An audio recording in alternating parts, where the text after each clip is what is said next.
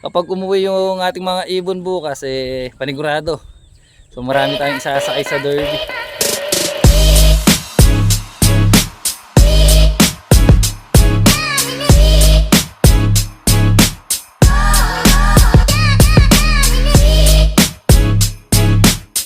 Ayun, so nagpipitas kami ng talong at ayun, napaka-solid, walang damit.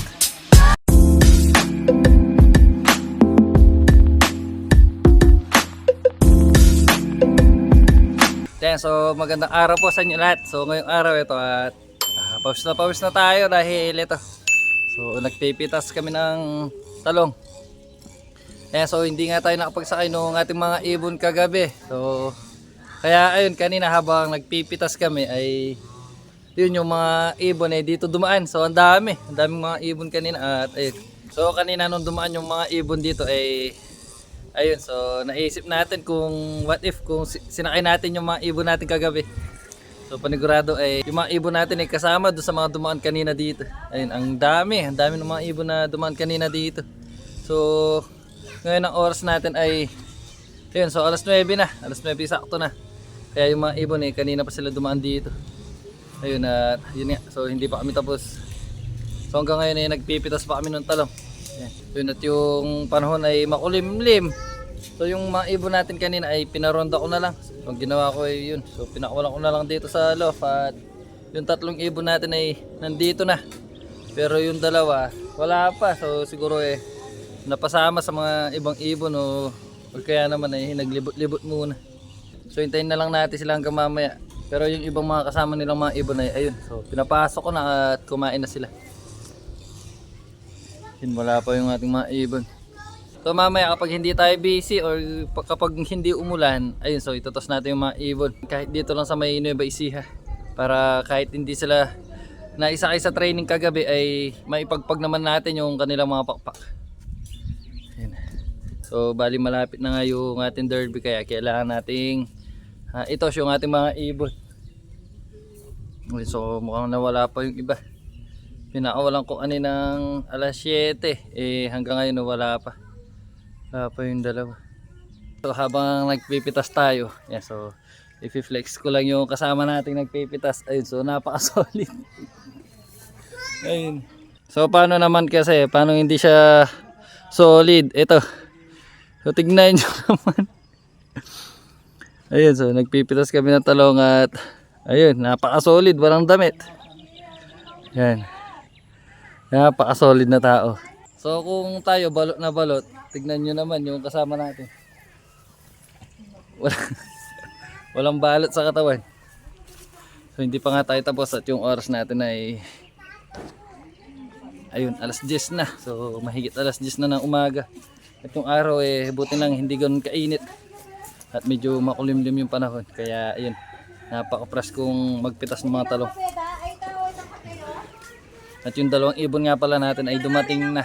So halos kaarating lang nila. One eternity later. Ayan, so tapos na kaming nagpitas ng mga talong at ngayon ay nagtitinor na kami. Yan. Ayun, so kasama ko si ate at si kuya. At yung ang kasama natin kanina, yun.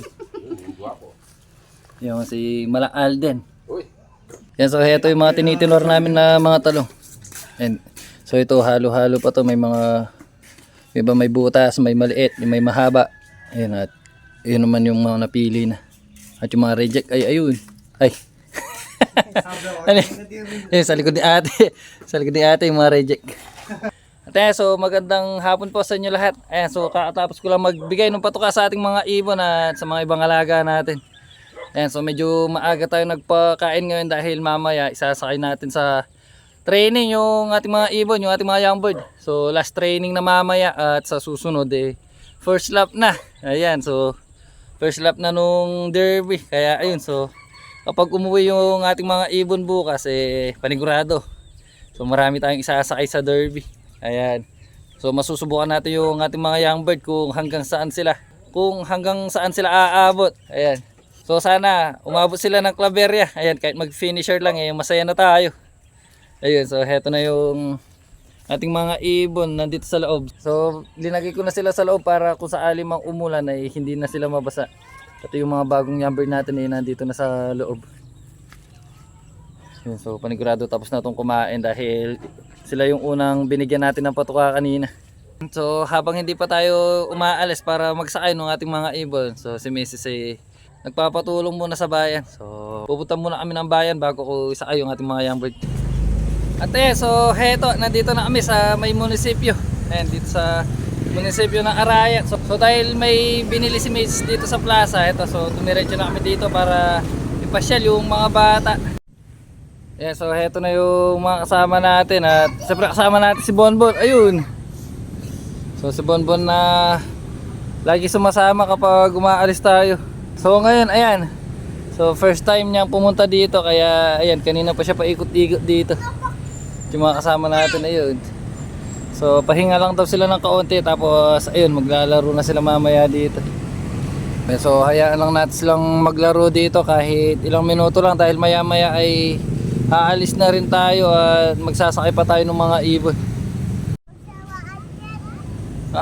Yun na. So pumunta na dun yung mga kasama nating mga bata at si Bonbon ayun. So sumasama si Bonbon. Wag na dyan, dun na.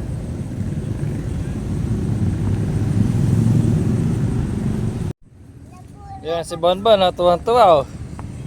Ano Bon? At ayan, so kakauwi lang namin at heto, papunta na ako sa ating loft para kuhanin yung ating mga ibon. Ito, medyo madilim na dito sa dinadaanan natin at heto yung flashlight. So ito na lang yung gamit natin. So nakausap ko na si Parin Joshua at maya maya pupunta na siya dito kaya ito. At kukunin ko na yung ating mga ibon. Yan, so heto na. Kunin ko muna yung ating mga ibon. Yan, heto na yung ating mga ibon at ngayon kukunin ko na. Yan, heto yung isang ibon natin na lagi nahuhuli. Isa. Dalawa. Tatlo. Apat. Lima. Yan, so heto na yung ating mga ibon at yung mga young bird natin heto. So tatlo na lang dahil yung isang young bird natin binigay natin dun sa bisita natin nung nakaraan. Ayun, so heto, nakuha ko na yung ating mga young bird. Ngayon naman ay hinihintay na lang natin si Parin Joshua. So panigurado papunta na yun dito. At heto na nga yung ating mga ibon. So hintayin na lang natin siya dito sa bahay. Yun, para hindi tayo masyadong kinakagat ng mga lamok dito.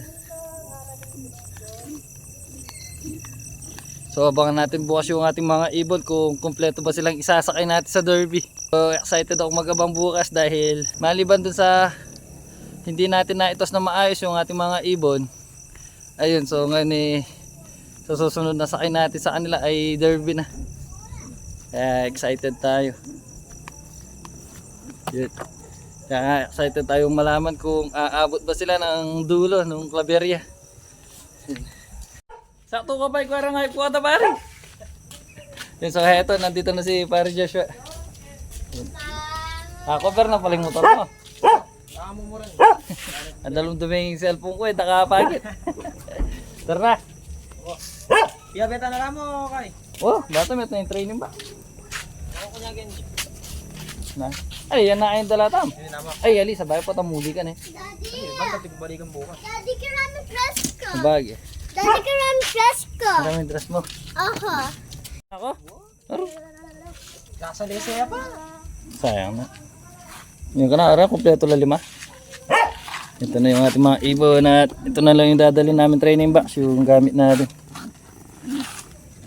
Sama-sama pare, derby na Biyernes. Alam mo, hindi ako niyapal yung kategory ganyan. Pati ba? Alam ba sila ba? Kita pati ba, pwede pala. Oo, pati ba? Yun na. Sabihin mo kay mami, alis na kami ha. Kita niya lang. Papa, yan na. Ito na yung mga. Oo. Aalis ka?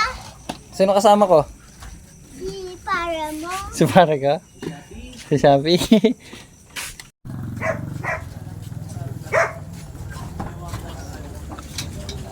Yan, so nandito na ulit kami ni Parin Joshua sa loading station. Yun. So yung ating mga ibon ay nandito pa sa baba. Mamaya na lang namin ilalagay ito sa grids dahil ayun, may mga nakapila pa.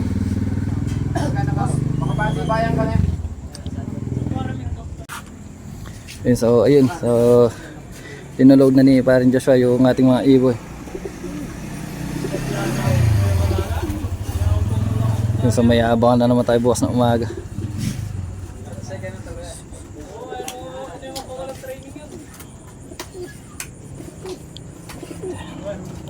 Yan yung mga ibon.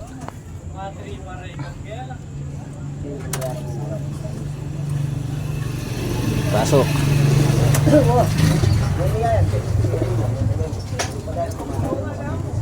Yung mga ibon ng mga kasama natin. Ay siya pare.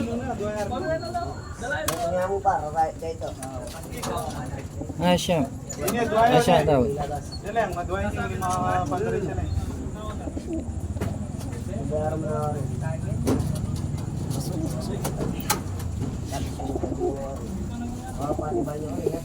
Pahalagod darang ngabi tamo. Kins dan eh. Mga off color.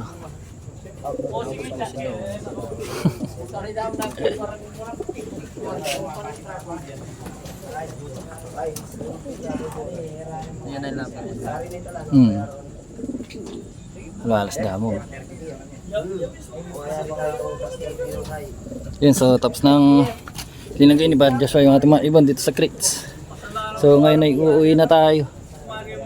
Yung mga ibon. Mga kasama natin.